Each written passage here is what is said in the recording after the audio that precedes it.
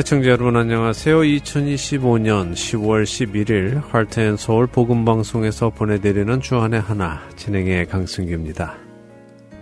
지난 한 주도 세상에서 들리는 소리들을 성경을 펴서 옳고 그름을 분별하며 살아가신 여러분 되셨기를 소망합니다. 안내 말씀드리며 오늘 방송 시작합니다. 어두워져가는 세상에 생명의 빛이신 예수 그리스도의 생명의 말씀을 전하는 하트앤서울 복음방송 CD 배치 봉사자를 찾고 있습니다. 여전히 많은 지역에서 마켓에서 CD를 통해 저희 하트앤서울 복음방송의 CD를 접하며 말씀으로 은혜 받게 되셨다는 분들의 소식이 들려옵니다. 참으로 감사한 일이고 또 용기를 얻게 되는 일입니다.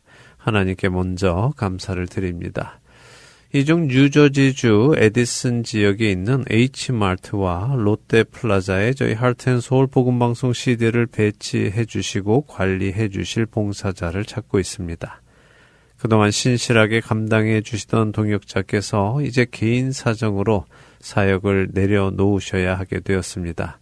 방송을 들으시는 분들 중에 뉴저지주 에디슨 지역에 있는 H마트와 롯데플라자에 저희 하트앤서울 복음방송 CD를 배치하고 관리해 주실 분이 계시면 전화번호 602-866-8999로 연락 주시기 부탁드립니다.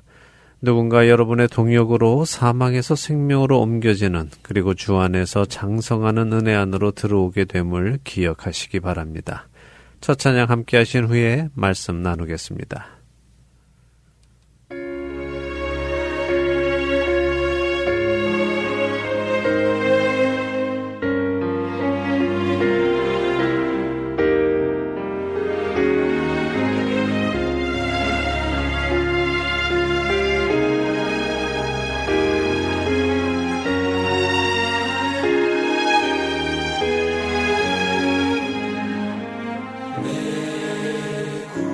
주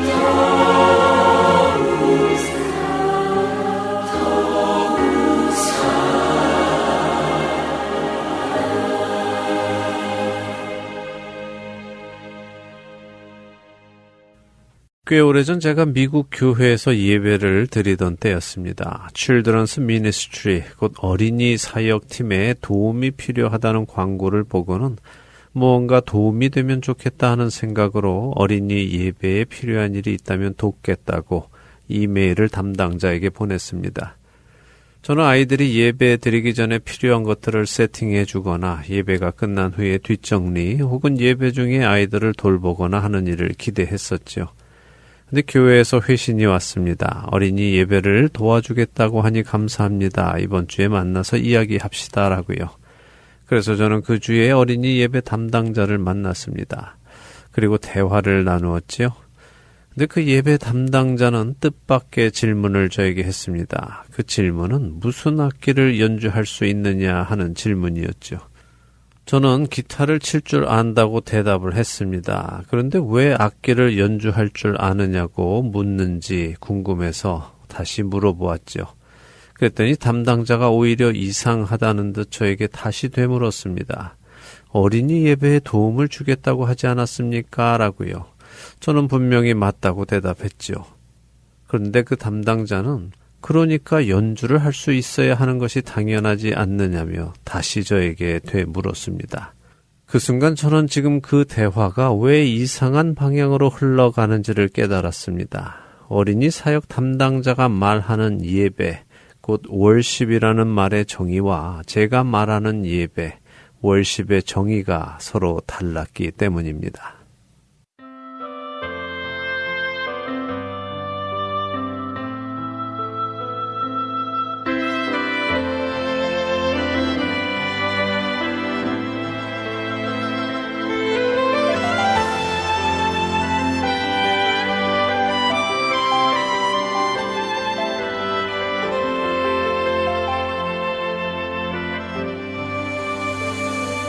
나의 만족과 유익을 위해 가지려 했던 세상 일들 이제 모두 다 해로 여기고 주님을 위해 다 버리네.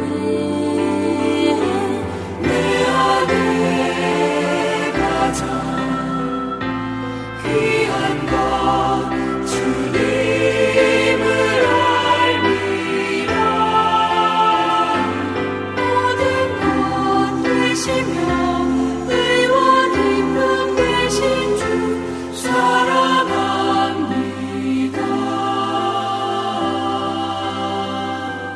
부활의 능력 체험하면서 주의 고난에 동참하고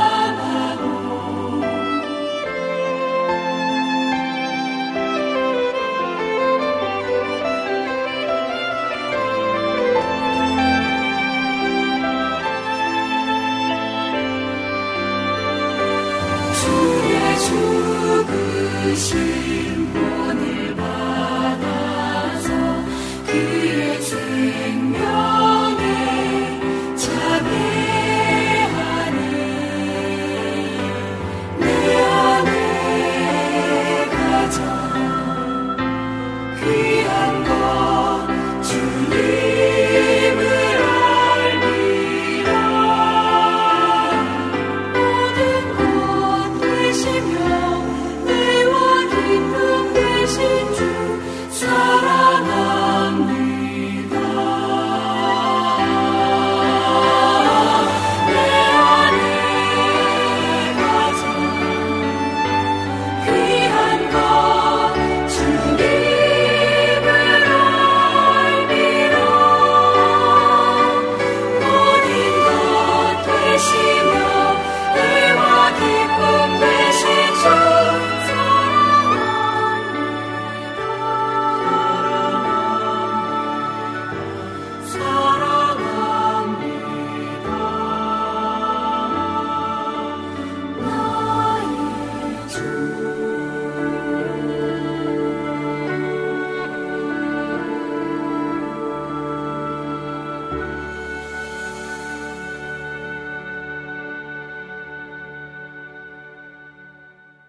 사실 오늘 시대, 특히 젊은 세대로 가면 갈수록 그들이 말하는 예배란 기존 세대들이 알고 있는 예배와는 의미가 많이 다릅니다. 그리고 성경이 말씀하시는 예배의 정의와는 더 거리가 멀고요. 요즘 젊은 세대들은 찬양 집회를 예배라고 부르는 경우가 많습니다. 저와 대화를 나누었던 어린이 사역팀의 담당자 역시 제가 Children's Worship을 돕고 싶다고 했더니 어린이 예배에서 찬양팀을 하겠다는 것으로 이해를 한 것입니다. 실제로 많은 교회에서 찬양을 인도하는 팀을 예전에는 찬양팀이라고 불렀는데 이제는 예배팀이라고 부릅니다. 또한 찬양 인도자를 예배 인도자라고 바꿔 부르지요. 아마 여러분이 다니시는 교회에서도 이렇게 명칭을 바꾼 경우가 많을 것입니다. 이렇게 찬양 집회를 예배라고 부르는 것의 가장 큰 문제점은 찬양 집회에 참석하고 나면 사람들이 자신들이 예배를 드렸다고 생각한다는 것입니다. 물론 찬양이 예배의 일부이기는 합니다만 찬양이 예배의 전부는 아닙니다. 그럼 찬양 집회 중간에 목사님이나 사역자가 설교를 하면 예배가 될까요? 헌금 시간도 넣고 축도도 넣고 이렇게 해서 주일 예배와 비슷한 형식으로 한다면 찬양 집회도 예배라고 부를 수 있을까요? 사실 우리 대부분은 성경이 말씀하시는 예배보다는 종교적인 형식의 예배, 다시 말해 예식을 예배로 착각하는 경우가 많습니다. 로마서 12장 1절은 우리가 드릴 영적 예배를 이렇게 말씀하십니다. 그러므로 형제들아 내가 하나님의 모든 자비하심으로 너희를 권하노니 너희 몸을 하나님이 기뻐하시는 거룩한 산 제물로 드리라. 이는 너희가 드릴 영적 예배니라. 우리 몸을 하나님이 기뻐하시는 거룩한 산 제물로 드리는 것이 우리가 드릴 영적 예배라고 하십니다. 그렇다면 하나님이 기뻐하시는 그 거룩한 산 제물로 드리는 것이란 과연 어떤 것일까요?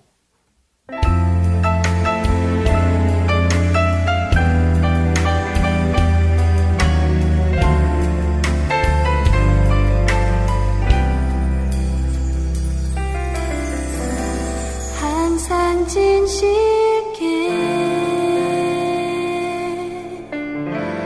내 맘 바꾸사 하나님답게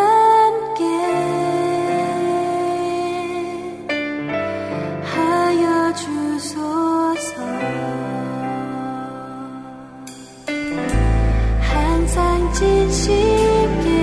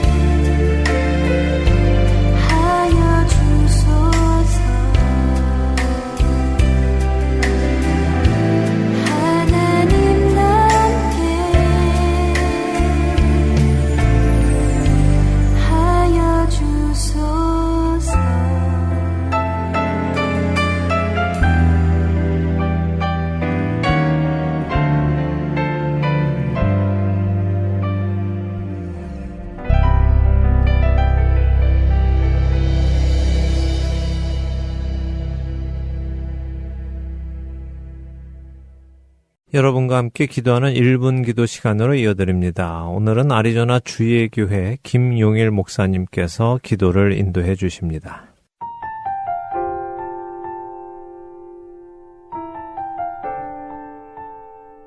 안녕하세요. 아리조나 주예교회를 섬기는 김용일 목사입니다. 이 시간은 우리가 드리는 헌금이 하나님께서 기뻐 받으시는 진실된 헌금이 되기를 바라며 함께 기도하겠습니다. 먼저는 우리가 흔히 빠질 수 있는 잘못된 헌금의 태도들이 있습니다. 첫 번째는 입장권 같은 헌금입니다. 놀이공원에 갈 때, 세미나에 강의를 들으러 갈 때, 콘서트에 갈 때 입장권을 구매하듯이 교회에 들어갈 때 입장권을 구매하는 것처럼 헌금을 내는 것입니다. 이것은 바른 헌금이 아닙니다. 두 번째는 자랑을 위한 헌금입니다. 누가복음 21장을 보면 바리새인이 등장하는데 나팔 모양의 헌금함에 큰 동전을 넣으면서 동전 소리가 많은 사람들에게 요란하게 나는 것을 그들이 자랑했습니다. 하나님께 헌금을 드리는 것이 아니라 나는 이렇게 헌금을 많이 내는 사람이야 라면서 헌금의 액수를 자랑하는 것이었습니다. 이건 역시 바른 헌금이 아닙니다. 세 번째는요, 억지로 내는 헌금입니다. 체면용으로 아니면 아까운데 억지로 드리는 헌금은 바른 헌금이 아닙니다. 하나님께서는 즐겨내는 자를, 기쁘게 헌금하는 자를 사랑하신다라고 말씀하십니다. 네 번째는 거래식 헌금입니다. 마치 좋은 주식에 투자해서 높은 수익률을 기대하는 것처럼 하나님 제가 이 정도 헌금했으니까 최소한 몇 배는 책임져 주셔야 합니다. 라면서 하나님과 거래하는 헌금은 올바른 헌금이 아닙니다. 그렇다면 궁금함이 생깁니다. 천지를 창조하시고 모든 만물의 주인 되신 가장 부유한 그 창조주 하나님께서 돈이 필요하신 것도 아닌데 왜 하나님께서 헌금하라고 하셨을까? 사랑하는 여러분, 신앙에서 중요한 것이 주재권입니다. 주재권은요, 하나님이 세상의 주인이 되어 모든 것을 주관하고 다스릴 수 있는 권한을 갖고 계신다라는 것입니다. 즉 하나님이 나의 주인이시오, 나의 왕임을 인정하는 신앙입니다. 이런 의미에서 생각해 보면 헌금은 단순히 교회 재정을 채우고 건물을 짓기 위한 수단이 아니라 나의 삶의 주인이, 그리고 나의 재정의 주인이 하나님이심을 고백하는 믿음의 행위입니다. 신명기 8장 18절에 이렇게 나옵니다. 내 하나님 여호와를 기억하라. 그가 내게 재물 얻을 능력을 주셨음이라. 이 말씀처럼 우리가 벌어들이는 모든 재정은 하나님께서 우리에게 능력을 주셨기 때문에 가능한 것입니다. 따라서 내가 번 돈의 참된 주인은 내가 아니라 하나님이시며 이는 하나님의 은혜로 얻게 된 것임을 인정하는 믿음의 고백입니다. 그리고 바로 그 믿음의 고백이 하나님의 은혜와 돌보심에 대한 감사의 표현으로 이어지는 것이 헌금입니다.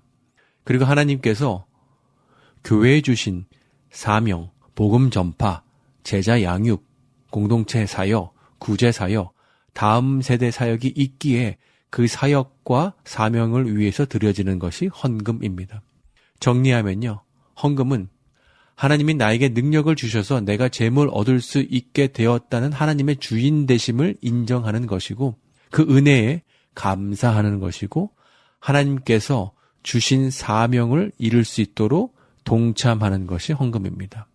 더 간단하게 요약하면 헌금은 인정, 하나님이 나의 주인임을 인정하는 것이고 감사, 그 은혜에 감사하는 것이고 동참, 교회 사역, 복음 사역에 동참하는 것입니다. 제임스 브라이언 스미스가 쓴 하나님이 내게 반하셨다 책에 이런 내용이 나옵니다. 기독교 작가이자 설교자인 토니 캠벌로는요, 한 기독교 여성회가 후원하는 세미나에 참석을 했을 때 이야기를 들려줍니다. 세미나가 열리고 있는 동안 기독 여성회 회장이 어떤 선교사님이 보낸 편지를 읽었는데 그 선교사님에게는 지금 $4,000가 절박하게 필요했습니다. 가슴이 여미는 그 편지를 읽고 난 후에 회장이 말했습니다. 그럼 오늘 설교를 해주신 캠폴로 목사님께서 이 선교사님이 필요한 금액을 하나님이 공급해 주실 수 있도록 기도해 주시면 좋겠습니다. 캠폴러 목사님, 우리를 대표해서 기도해 주시겠습니까?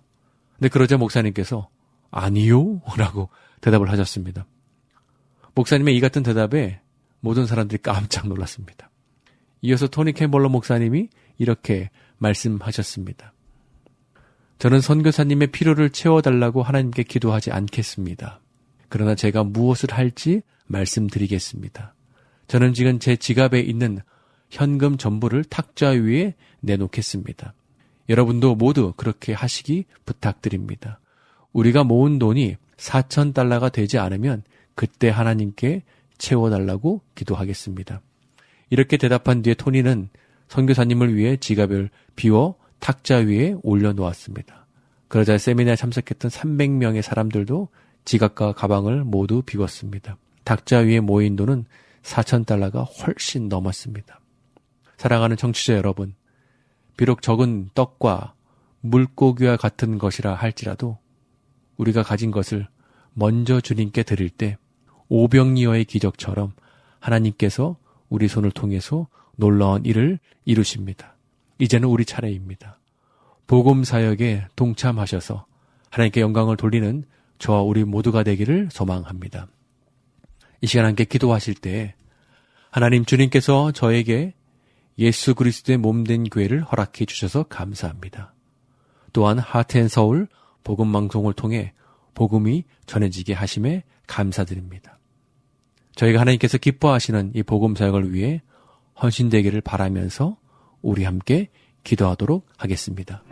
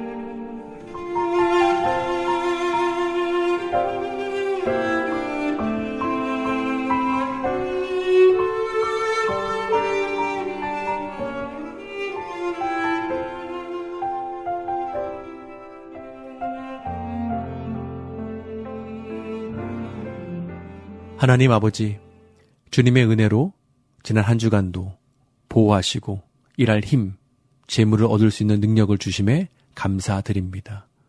우리가 가진 모든 것이 하나님께로부터 온 것임을 고백하며 그 은혜에 감사하는 마음으로 주님께 예물을 드리는 손길들을 기억하여 주시옵소서.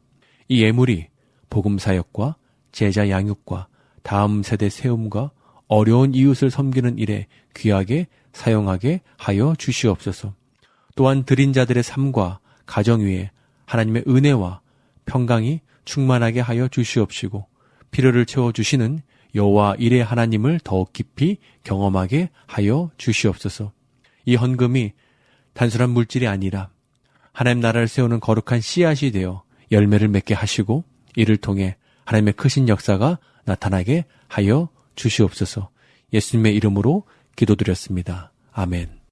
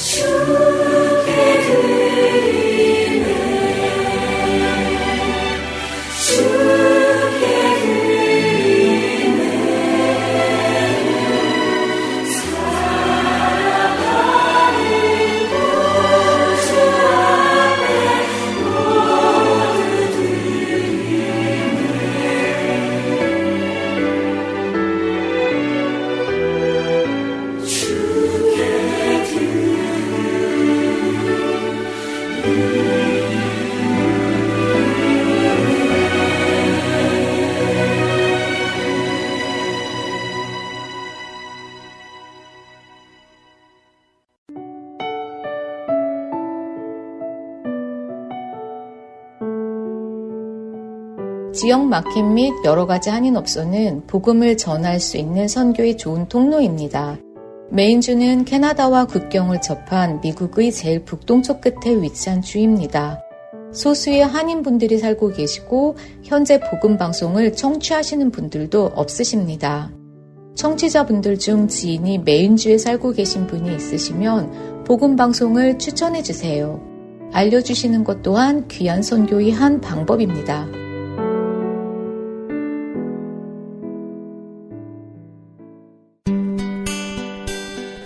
기쁜 소식 사랑으로 땅끝까지 전하는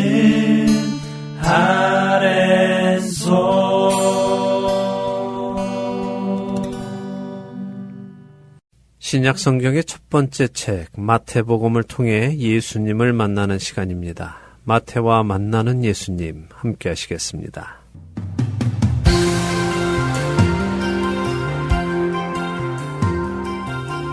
청취자 여러분 안녕하세요. 신약의 첫 번째 책 마태복음을 공부하는 시간입니다. 마태와 만나는 예수님 진행의 김명아입니다. 네, 여러분 안녕하세요. 강승규입니다. 지난 시간 마태복음의 첫 장을 열었습니다. 네. 아브라함과 다윗의 자손 예수 그리스도의 계보라라고 시작되는 이 마태복음 1장 1절의 말씀에 담겨있는 의미를 살펴보았어요. 네. 한국어로는 번역이 안 되어서 없는 것 같지만 계보라 하는 단어의 원어는 계보를 적은 책이라고 하셨어요. 예, 그렇습니다. 마태복음은 구약 성경에 능통한 유대인들을 향한 쓴 복음서로요. 구약에는 계보를 적은 책이라는 표현이 창세기 5장에 한번 등장한다고 말씀드렸죠. 네, 그리고 그 계보를 적은 책은 바로 아담에서 시작하여 노아까지 기록된 계보였고 그것이 첫 번 세상의 심판과 그 심판에서 노아를 통해 구원하시는 하나님의 구원의 역사가 담긴 것처럼 여기 마태복음 1장의 아브라함과 다윗의 자손 예수 그리스도의 계보 역시 아브라함으로 시작하는 믿음의 사람들이 두 번째 세상에서 예수 그리스도를 통하여 구원을 받을 것을 암시하고 계심을 보았습니다. 네. 참 놀라운 하나님의 계시인 것 같아요. 예, 맞습니다. 우리가 감히 헤아릴 수 없는 하나님의 놀라우신 계획이 그 한 줄에 그렇게 담겨 있다는 것이 깨달아질 때면요. 감격하지 않을 수가 없습니다. 네, 감격은 물론 떨리기까지 하는 것 같아요. 예, 그렇죠. 우리의 능력과 생각을 넘어서시는 그 하나님을 뵙게 될 때 경외감으로 인해서 두렵고 떨림이 생기는 것은 어찌 보면 너무 당연합니다. 자, 이렇게 두 번째 세상에서 하나님께서 주시는 구원의 계보가 적힌 마태복음을 아브라함에서 예수님까지 기록된 1절에서 16절까지 지난 시간 읽었습니다. 네. 자, 마태는 계보를 말하면서 아브라함과 다윗을 언급합니다. 왜 아브라함과 다윗을 언급할까요? 하나님께서 아브라함을 부르시며 내 씨로 말미암아 천하 만민이 복을 얻을 것이다 라고 약속하셨기 때문에 그 약속의 씨가 바로 예수님이신 것을 증거하기 위함 아닐까요? 맞습니다. 그렇지요. 창세기 22장에서 아브라함이 하나님의 말씀에 순종하여 100세에 얻은 아들 이삭을 번제로 드리려 했을 때에 하나님께서 아브라함의 그 순종을 받으시고는 언약을 맺으셨는데요. 창세기 22장 16절에서 18절인데 한번 읽어보죠. 네, 창세기 22장 16절부터 18절입니다. 이르시되 여호와께서 이르시기를 내가 나를 가리켜 맹세하노니 내가 이같이 행하여 내 아들 내 독자도 아끼지 아니하였은즉 내가 내게 큰 복을 주고 내 씨가 크게 번성하여 하늘의 별과 같고 바닷가의 모래와 같게 하리니 내 씨가 그 대적의 성문을 차지하리라. 또 내 씨로 말미암아 천하 만민이 복을 받으리니 이는 내가 나의 말을 준행하였음이니라 하셨다 하니라. 네, 자 말씀하신 것처럼 하나님께서 아브라함에게 주신 언약은 아브라함으로 인해 땅의 모든 족속이 복을 받을 것인데 구체적으로 아브라함의 씨로 말미암아 복을 받을 것이다 라고 하시죠. 그리고 하나님께서는 다윗에게도 언약을 주셨습니다. 이번에는 사무엘하 7장 12절에서 16절인데요. 또 읽어보죠. 네, 사무엘하 7장 12절부터 읽습니다. 내 수완이 차서 내 조상들과 함께 누울 때에 내가 내 몸에서 날 내 씨를 내 뒤에 세워 그의 나라를 견고하게 하리라. 그는 내 이름을 위하여 집을 건축할 것이요 나는 그의 나라 왕위를 영원히 견고하게 하리라. 나는 그에게 아버지가 되고 그는 내게 아들이 되리니 그가 만일 죄를 범하면 내가 사람의 매와 인생의 채찍으로 징계하려니와 내가 내 앞에서 물러나게 한 사울에게서 내 은총을 빼앗은 것처럼 그에게서 빼앗지는 아니하리라. 내 집과 내 나라가 내 앞에서 영원히 보전되고 내 왕위가 영원히 견고하리라 하셨다 하라. 네. 그런데 이 언약은 마치 다윗의 아들 솔로몬에 대한 예언 같은데요. 네, 1차적으로는 그렇습니다. 다윗의 뒤를 이어 왕이 될 솔로몬에 대한 예언이지요. 하지만 솔로몬은 오실 예수님의 모형일 뿐입니다. 성경의 많은 인물들이 오실 예수님을 보여주고 계시다는 것 잘 알고 계실 것입니다. 그렇죠. 노아도 그랬고 이삭도 그렇고 요셉, 이들이 다 예수님의 모형이죠. 그렇습니다. 삼손도 그랬고요. 보아스도 그랬습니다. 또 다윗도 그랬죠. 솔로몬도 마찬가지입니다. 물론 사람들은 모두 실수가 있습니다. 그 실수를 보면 우리는 예수님을 볼 수 없죠. 그러나 실수가 아니라 그들이 보여준 그 순종의 때를 볼 때 우리는 예수님을 볼 수 있는 것인데요. 여기 사무엘하 7장 말씀을 보면 솔로몬이 다윗의 씨로 와서는 그의 나라를 견고하게 하고 하나님의 이름을 위하여 집을 건축하고 그의 나라 왕위를 영원히 견고하게 하리라 라고 하시죠. 하지만 솔로몬의 왕위는 영원하지 않았죠. 그러니까 하나님께서 하시는 말씀은 솔로몬의 이야기이지만 장차 오실 예수님, 다윗의 씨로 오시는 예수님께서 지으실 참 성전, 솔로몬은 눈에 보이는 하나님의 집을 지었지만 예수님은 눈에 보이지는 않지만 참된 성전이 스스로 되시지 않으셨습니까? 네, 그러셨죠.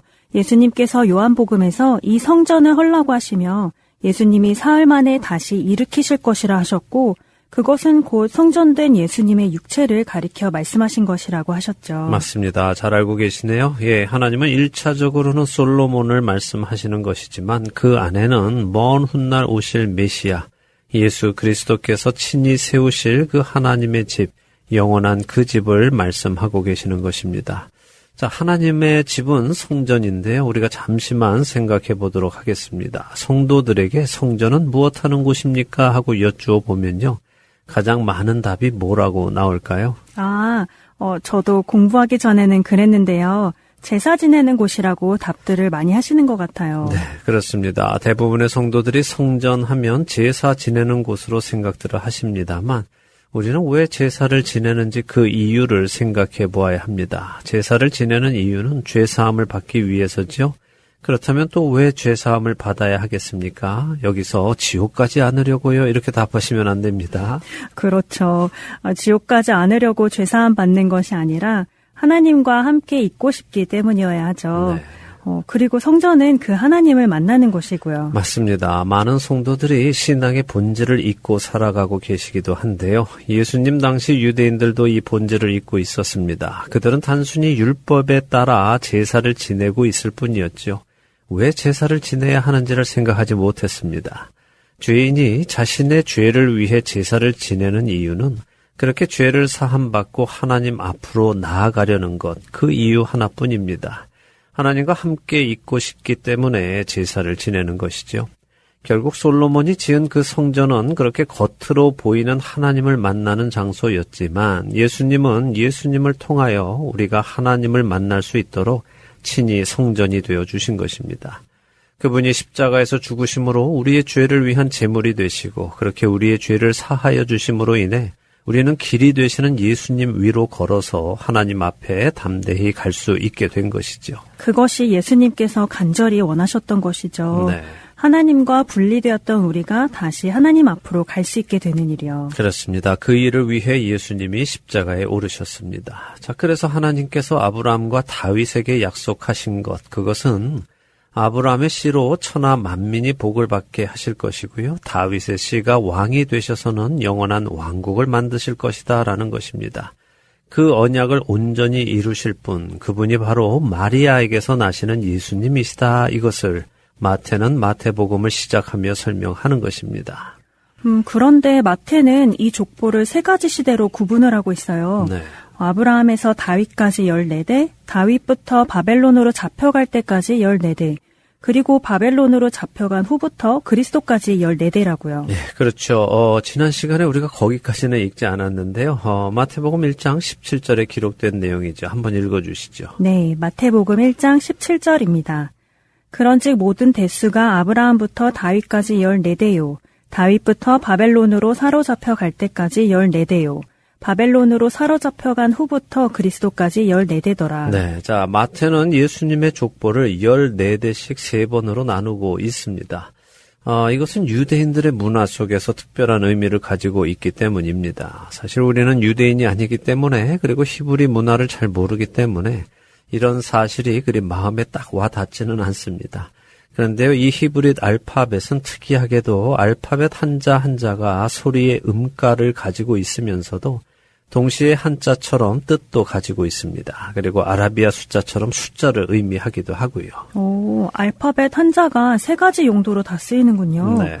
소리, 뜻, 그리고 숫자까지요. 그렇죠. 그래서 다윗을 히브리어로 보면요, 다비드라고 하는데요. 이것은 달레트라는 알파벳과 바브라는 알파벳, 그리고 다시 달레트라는 알파벳으로 조합이 되어 있습니다.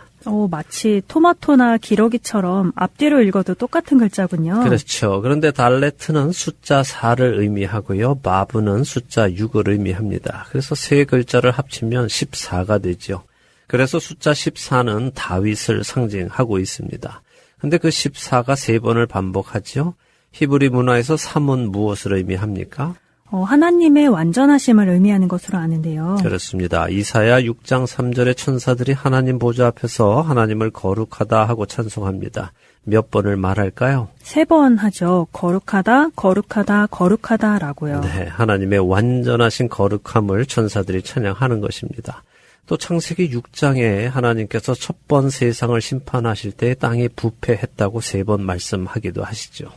땅이 완전히 부패했다는 것이군요. 그렇습니다. 이처럼 3번은 완전함을 의미합니다. 자, 그렇다면 다윗을 상징하는 14를 3번 반복한 이유는 무엇이겠습니까? 예수님이 완전한 다윗이다? 그런 의미겠네요. 맞습니다. 유대인들은 다윗을 가장 위대한 왕으로 꼽고요. 자신들의 신앙의 모델이며 민족적인 영웅으로 꼽고 있습니다. 그래서 지금도 이스라엘 국기에 다윗의 별이 들어가 있지 않습니까? 네, 하지만 인간 다윗은 존경할 부분도 있지만 또 죄도 있었죠. 예, 그도 죄인으로 연약했기 때문입니다. 그러나 메시아로 오시는 예수님은 인간 다윗과 같지 않은 온전한 다윗이십니다. 그것을 지금 마태는 다윗을 상징하는 14라는 숫자를 3번 반복하며 유대인 독자들에게 설명하고 있는 것입니다. 유대인들은 깊이 공감할 내용이겠네요. 그렇죠. 이방인인 우리들은 이게 중요한가 이런 생각이 들 수 있지만요. 유대인들에게는 이 숫자 값만으로도 예수님이 참된 왕이시다 하는 것을 볼 수 있습니다. 자, 그런데 사실 우리가 이 1장에 기록된 족보를 쭉 보다 보면요. 희망을 가지기보다는 사실 절망하게 됩니다. 절망이요? 왜 그렇죠?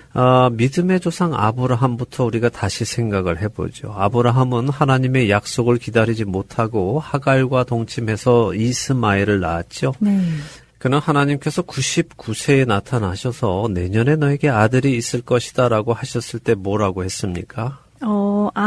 이스마엘이나 잘 살게 해주시라고 했죠. 그렇습니다. 아브라함은 그 나이에 다른 아들을 얻고자 하는 생각이 없었습니다. 이스마엘을 자신의 독생자라고 생각하며 인생을 마치려고 했습니다. 하지만 하나님께서는 아브라함의 생각이 잘못된 것임을 말씀하셨고 약속의 아들 이삭을 은혜로 얻게 하시죠. 그리고 그 약속의 아들 이삭을 통해 구원자가 오시도록 하시는 것입니다. 하나님의 개입이 없으셨다면 구원은 이루어질 수 없었다는 말씀이네요. 그럼요. 뿐만 아니라 그렇게 약속의 아들로 온 이삭도 에서와 야곱을 낳았지만 장자인 에서는 장자권을 우습게 알아서 야곱에게 팥죽 한 그릇에 장자권을 팔아버리죠. 그래서 장자권은 야곱에게로 갑니다. 근데 이 야곱은 또 라헬이라는 여인을 사랑합니다. 레아는 사랑하지 않았죠. 하지만 메시아의 조상인 유다는 야곱이 사랑한 라헬이 아니라 야곱이 사랑하지 않은 레아를 통해 오게 됩니다. 그리고 그 유다는 또 형제들을 떠나서 아둘람 사람과 친하게 지내기도 하고 가나안 여인과 결혼하여 자녀를 낳고 살아가기도 하죠. 정말 생각해보니까 아브라함 때부터 구원의 계획이 착착 진행된 것이 아니라 계속해서 곁길로 빠졌네요. 네.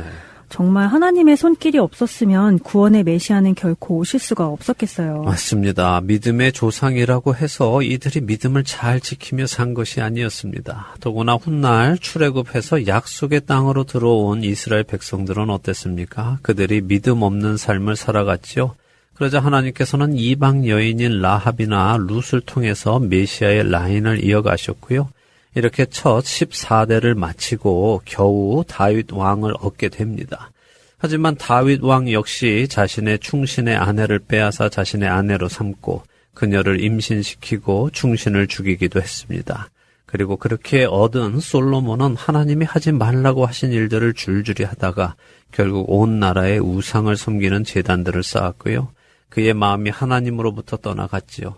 그의 아들 르호보암의 시대는 또 어떻게 됩니까? 이스라엘이 둘로 나뉘어지는 아픔까지 겪었어요. 그렇습니다. 그 르호보암으로부터 이어지는 왕들 중에 간혹 괜찮은 왕들도 있었지만 결국 이스라엘 전체가 또 남유다 전체가 우상 숭배로 물들어갔고 하나님을 떠나가게 되었습니다.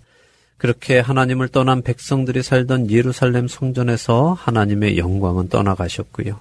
북이스라엘은 아수르에 의해 멸망당하고 남유다는 바벨론에 의해 멸망당하고 포로로 바벨론으로 끌려가며 또 한 세대가 마치지요. 말씀하신 대로 희망의 족보가 아니라 그들의 삶을 보니 절망의 족보네요. 네. 구원이란 하나님의 은혜라는 것이 명백하게 다시 확인이 됩니다. 세 번째 세대도 희망적이지는 않겠죠? 바벨론 포로 생활을 마치고 예루살렘으로 돌아온 유대인들은 여전히 이어지는 헬라와 또 로마의 통치 아래서 포로나 마찬가지의 삶을 살아가면서 더 이상 소망이 없는 자리에까지 오게 되었고요. 다윗의 왕위를 이어받을 사람이 없어 보이는 자리까지 오게 되었습니다. 사람의 힘으로는 결코 이룰 수 없는 하나님의 그 언약, 사람들은 이렇게 계속해서 엉망진창으로 일을 만들어갔지만 하나님은 그 언약을 신실하게 이루어 가셨죠. 사람의 실수까지 사용하시면서도 하나님은 구원의 계획을 실행해 가십니다. 그렇게 마태는 아브라함으로부터 절망적인 계보를 이어나가며 그 끝에 마리아라는 한 여인을 소개합니다. 정말 하나님의 하시는 일은 사람의 생각과는 너무 다른 것 같아요. 우리 같으면 메시아가 오시려면 정말 정결하고 의롭고 자랑스러운 족보를 통해 보낼 것 같은데 이렇게 엉망진창인 족보, 믿음의 조상이라고 부르기도 부끄러운 족보 속에서 메시아를 보내시는 하나님의 오래 참으심을 보게 됩니다. 네, 하나님께서는 사실 예레미야 22장 30절에요. 남유다의 마지막 왕인 여고냐의 자손 중에 형통하여 다윗의 왕위에 앉아 유다를 다스릴 사람이 다시는 없을 것이다 라고 하셨습니다. 근데 예수님의 이 족보에 보면 11절과 12절에 그 여고냐가 기록되어 있죠. 하나님께서는 다윗의 씨로 왕위를 계승할 메시아를 보내셔야 하지만 여고냐의 후손인 마리아의 남편 요셉의 씨로 메시아를 보내실 수는 없으셨습니다. 그렇게 되면 하나님께서 예레미야를 통해 하신 말씀이 거짓이 되어버리기 때문이지요. 그리고 이 모든 것을 아시는 하나님께서는 이미 창세기 3장에서 하와를 통해 아담의 후손이 아닌 여자의 후손으로 메시아께서 오실 것과 그분이 뱀의 후손을 물리칠 것을 말씀해 주신 것이고요. 정말 놀라운 것 같아요. 다윗의 후손으로 왕이 와야 하는데 여고냐의 후손으로는 왕이 올 수 없고 그런 가운데 여고냐의 후손인 요셉의 가문에 요셉의 씨는 아닌 마리아를 통해 메시아를 보내심으로 하나님이 약속하신 두 가지 말씀 모두가 충족되는 것이잖아요. 네. 다윗의 씨이면서도 여고냐의 직접적인 후손은 아니니까요. 하나님의 놀라우신 계획이죠. 그런데 다시 말씀드리지만요. 마태가 이 계보를 통해 밝히려는 것은 우리 인간은 하나님의 뜻을 따라 살지 못하고 자기 소견에 오른 대로 하며 살면서 하나님의 계획을 계속해서 망쳐 놓았지만 하나님께서는 그런 사람들을 포기하지 않으시고 그냥 그렇게 내버려 두지 않으시고 하나님 스스로 맹세하셨고 또 아브라함과 다윗에게 약속하신 그 약속을 이루어 가시고 지키시더라 하는 것입니다. 그리고 그렇게 오신 예수 그리스도께서 하나님의 마음에 합당했던 그 다윗을 3번이나 반복하는 온전한 왕, 실수와 죄가 없으신 왕, 단 한 번도 하나님의 마음을 슬프게 하지 않으신 왕, 한 번도 하나님의 뜻을 거스르지 않으신 참되신 아들이신 그분이시다 하는 것을 증거하는 것입니다. 이 설명을 듣고 나니 결코 인간의 방식으로는 예수님이 오실 수 없으셨다는 사실을 분명하게 깨닫게 되네요. 네. 그런데 그분이 드디어 오셨다 하는 소식으로 마태는 복음서를 시작하는 것이 느껴집니다. 네.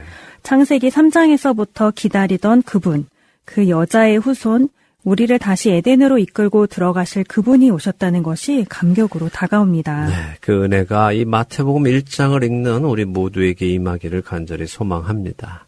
우리의 구원은 우리의 행위나 우리의 의나 우리의 그 어떤 것으로도 이루어지는 것이 아니라 오직 하나님의 전능하심과 오래 참으심과 자비와 긍휼 그리고 사랑으로 이루어진다는 것을 분명히 깨닫고 감사함으로 그 구원을 받아 하나님의 자녀가 되어 이제는 세상이 아닌 하나님 안으로 들어가서 성전 되시는 예수님을 통하여 하나님을 만나 동행하며 왕이신 예수님의 통치를 받으며 사는 우리가 되기를 바랍니다. 아멘. 그 문을 열어주시고 길이 되어주시는 주님께 감사하며 그 은혜 안에 살아가는 우리가 되기 바랍니다. 네, 마태와 만나는 예수님 이제 1장의 계보의 이야기를 마쳤습니다. 다음 주부터 요셉과 마리아에게 일어나는 일을 보도록 하겠습니다. 네, 마태복음 1장의 계보를 다시 한번 읽어보시며 구원의 하나님의 은혜를 다시 생각해보는 우리가 되기 바랍니다. 마태와 만나는 예수님, 오늘 시간 마치겠습니다. 저희는 다음 주에 다시 찾아뵙겠습니다. 안녕히 계세요. 안녕히 계십시오.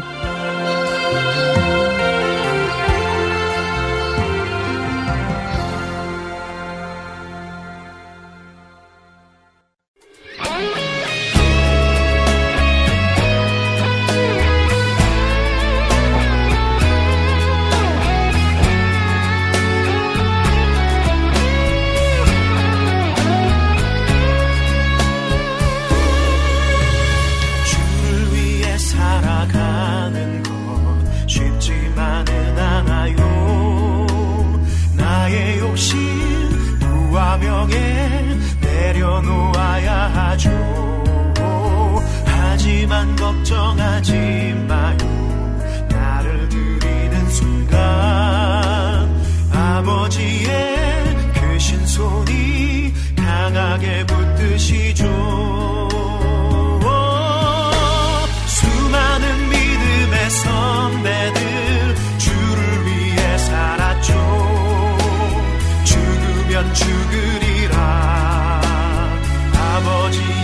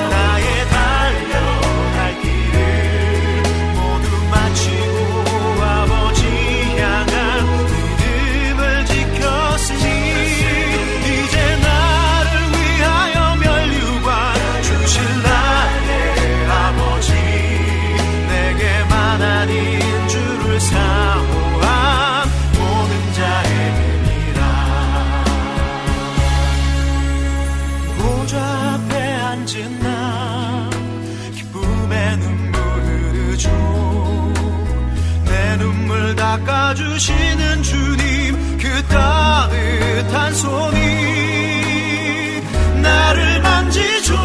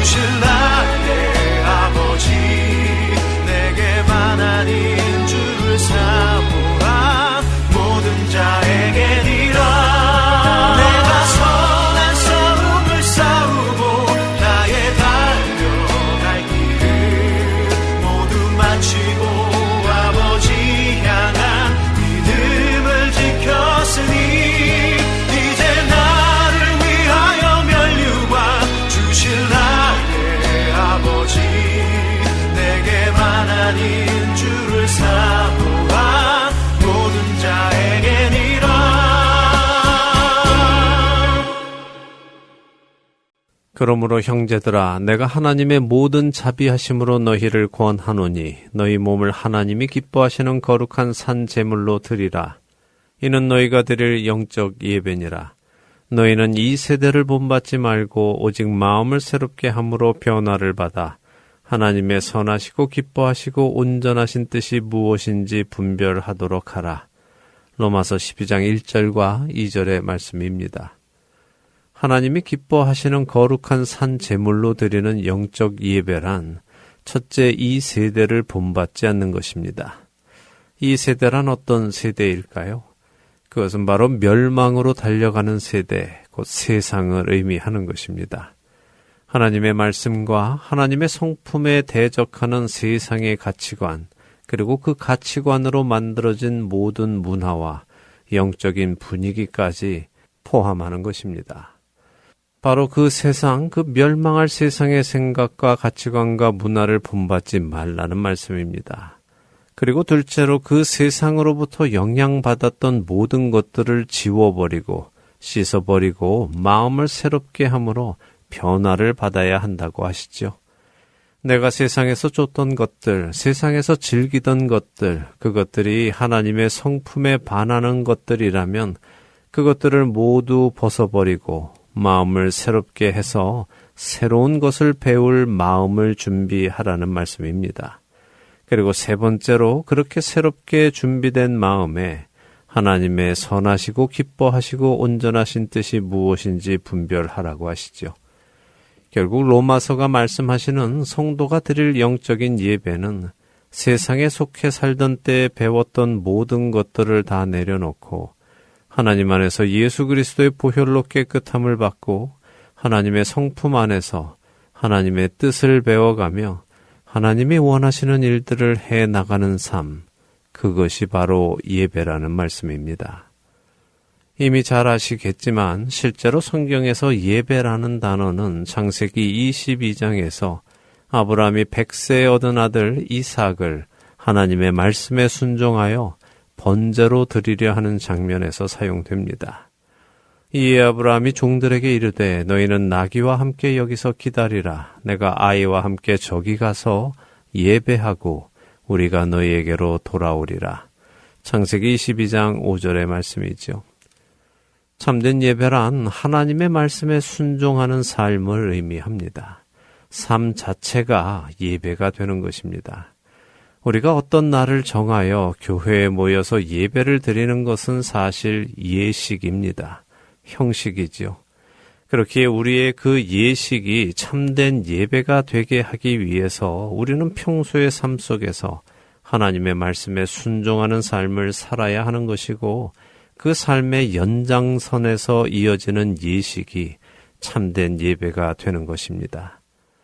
이사야서 1장 11절에서 13절에 하나님께서는 순종함이 없는 예식은 하나님께서 기뻐하시지 않으신다고 단호하게 말씀하십니다.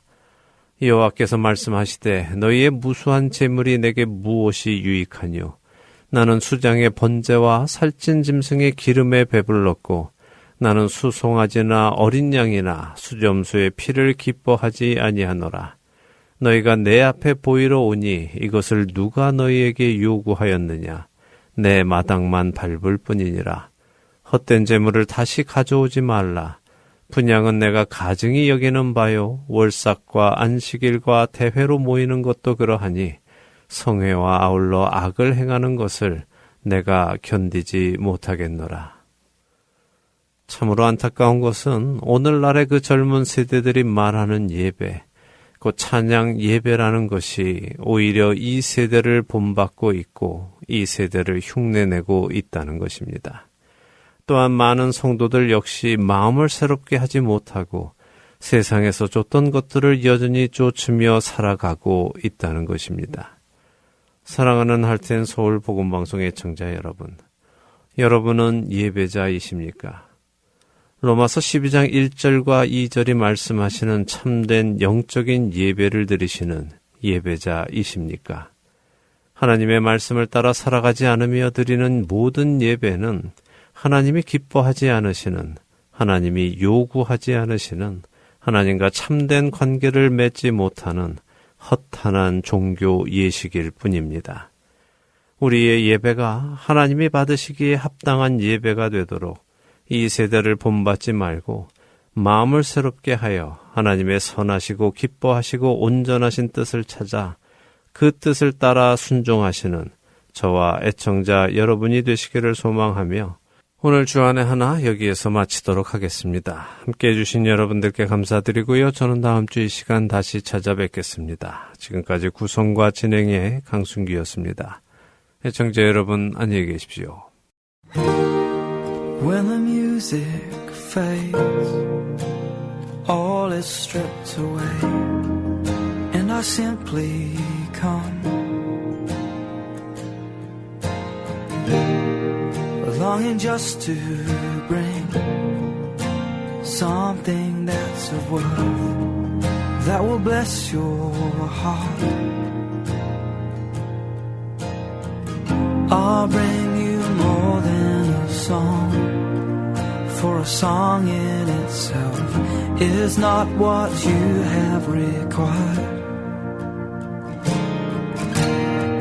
You search much deeper within, through the way things appear.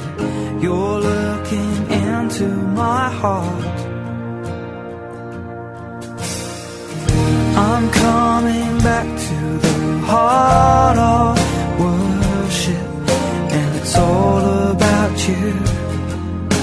It's all about you, Jesus.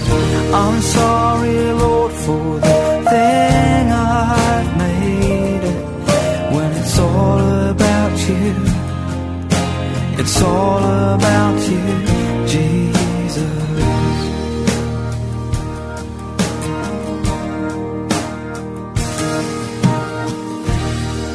King of endless worth, no one could express how much you deserve. Though I'm weak and poor, all I have is yours, every single breath.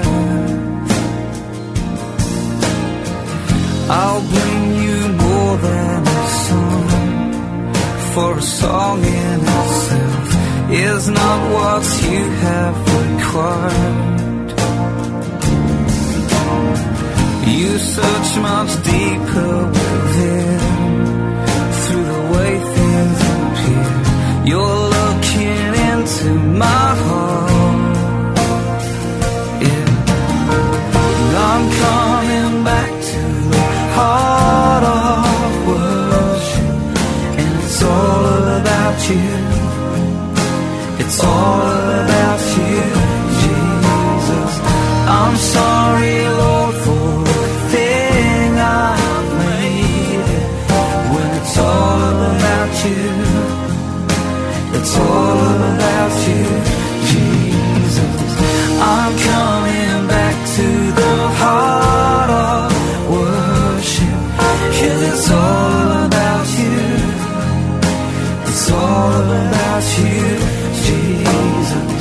I'm sorry, Lord, for the thing I've made it. 'Cause it's all about you. It's all about you, Jesus.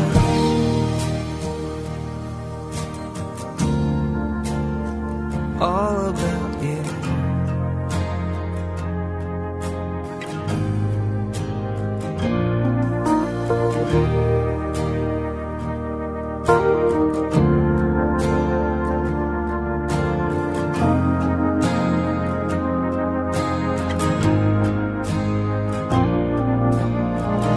I'll bring you more than a song.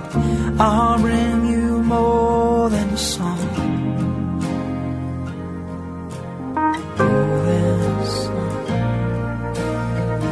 I'll bring you more than a song. I'll bring you more than a song.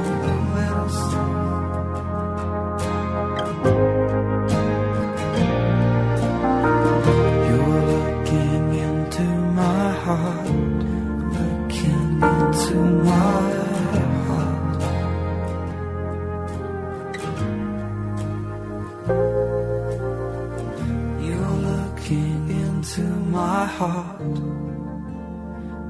to my